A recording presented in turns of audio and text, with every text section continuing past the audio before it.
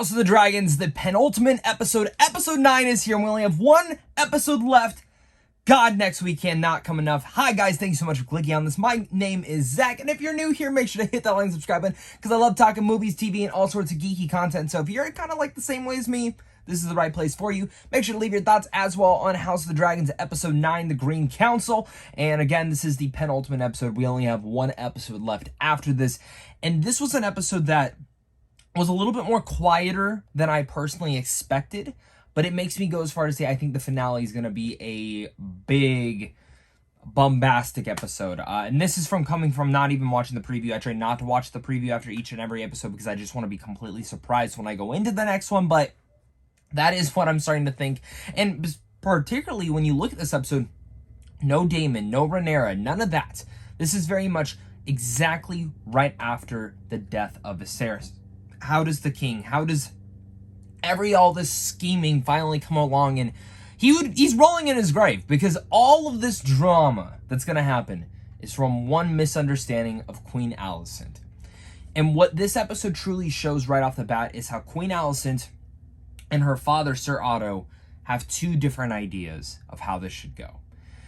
And in the end of the day, they both want the same thing.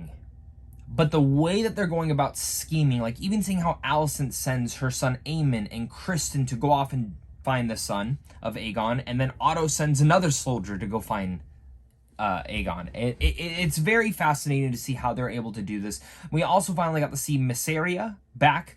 She has not been back since episodes 1 or 2, or maybe even 3 at this point, but it's been a while for her. We see what she's kind of been up to, and there's some scheming there. Lars Strong is really playing his hand. He's just this creepy guy that just comes out of nowhere and really starts scheming everything. This is, again, some of the biggest aspects of just in general the Game of Thrones franchise, but as well as House of the Dragons. We're finally seeing all the scheming come to light while Rhaenyra is not there. And one of the most important characters in this entire episode is Princess Rhaenys, who is of course Viserys' sister.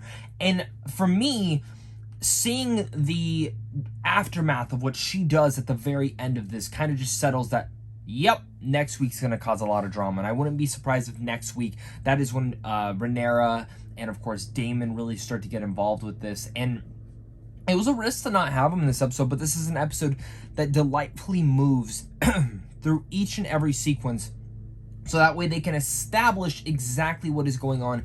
And by the end of this, Aegon is king. Even though a majority of this episode they did spend trying to look for him, he's king now.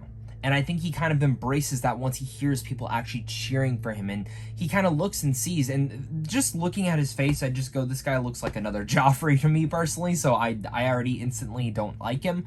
But just on the journey to see how they're trying to look for him, because once, Alicent goes to the council and says, hey, this is what's going to happen, she starts to see that, there is, again, they've already been scheming this. They've already been planning this. Except one person, who Kristen accidentally kills. And I was really happy to see that Sir Harold Westerling was like, fuck you, I'm out. This is not what I'm a part of. And I'm happy to see that it's sad, but there were people still sticking with Viserys' wishes, with Rhaenyra's wishes. And the problem with that now is they're being hung, they're being killed, they're being taken, where that is more of the Otto Hightower side, where Alicent wants to do this in the most easy, sleazy manner. And that's the thing that I'm really liking, again, is the two different kind of perspectives on this within a household. And the fact that, again, the Hightowers are a big aspect of this, scheming all behind it. And then, of course, you have Lars Strong, goes to what I'm interested in within this show. And while I do think this is one of the more slower episodes, just for the fact of it's trying to find Aegon and where did he go, I do think that took a little bit too long. And we kind of just go to see, this guy's going to whorehouses, he's going to this kid fighting ring, he has a bastard son, there's apparently a lot of bastard sons out there.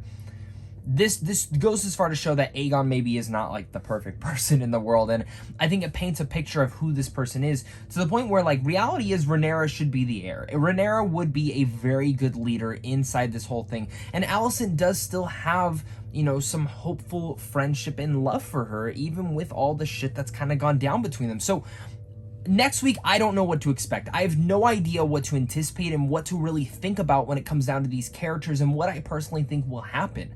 I did not watch the preview, like I said, but This episode just continues to show great performances, great acting all around, and honestly, really great stuff. And I cannot express enough that ending shot with the dragon coming up and murdering all those people and like really much just screaming at them, and then Renee's just leaving.